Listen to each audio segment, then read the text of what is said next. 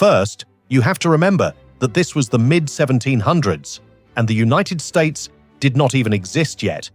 Eastern North America was simply made up of 13 separate colonies that were ruled with a firm hand by the British king on the other side of the Atlantic.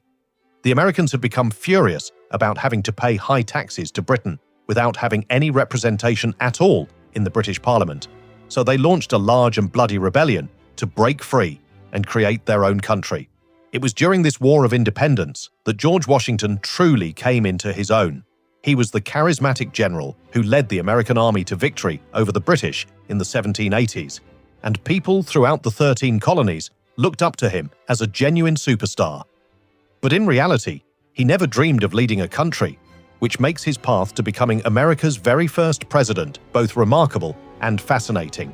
When the War of Independence ended in 1783, he did something that shocked the entire world. Instead of using his enormous popularity to make himself a king or dictator, he simply laid down his sword and returned home to his estate, Mount Vernon, to relax and live as a farmer. In Europe at the time, it was almost unheard of for a powerful and successful general to willingly give up power like that.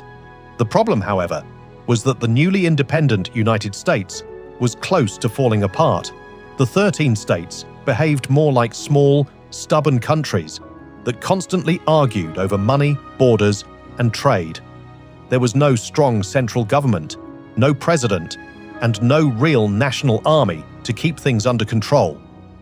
The whole situation was a bit of a mess, and the country's leaders quickly realized that they needed to create an entirely new system that could unite the nation if they wanted to avoid either fighting one another or being conquered by the Europeans again.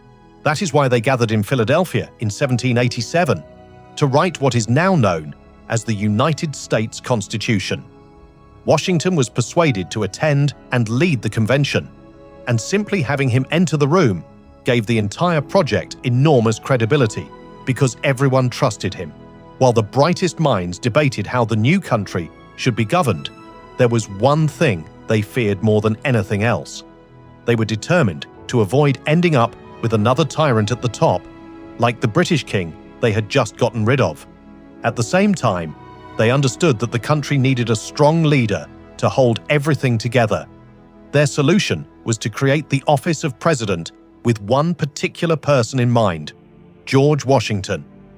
They only felt comfortable giving the future president so much power because they knew Washington would be the first one to hold the position, and they trusted completely that he would never abuse it. Once the Constitution had been completed and the first presidential election was held in 1789, there was no need for campaigning or debates. Washington was the only candidate everyone could agree on, and he was elected unanimously by the Electoral College. To this day, he remains the only president in American history to receive every single electoral vote. But to be completely honest, he was not happy about it at all. In a letter to a friend, he wrote that leaving his farm to become president felt somewhat like a prisoner on his way to his own execution. He felt old, he was beginning to lose his eyesight, and all he really wanted was peace and quiet. Nevertheless, he believed it was his duty to serve, because if he refused, he feared that the fragile new nation might completely collapse.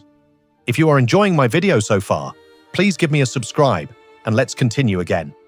In April 1789, he stood on a balcony on Wall Street in New York, which was serving as the country's temporary capital, and took the oath of office as the first president of the United States. Because he was the very first, he knew that everything he did would set the standard for the future. He literally had to invent, in real time, what a president in a democracy should look like and how one should behave. For example, he refused to be addressed by grand titles, such as Your Highness, and preferred simply Mr. President, sending a powerful message that he served the people rather than being royalty. He also created the idea of a presidential cabinet by gathering a group of advisors around him. He deliberately appointed people who strongly disagreed with one another, especially Thomas Jefferson and Alexander Hamilton, because he wanted to hear the strongest arguments from every side before making an important decision. After serving for 8 years, he voluntarily stepped down, even though both the public and many politicians practically begged him to stay for another term. That simple but powerful decision created an unwritten rule that a president should serve only 2 terms, ensuring that the country would never end up with a king. In this way, he built the entire foundation of American democracy,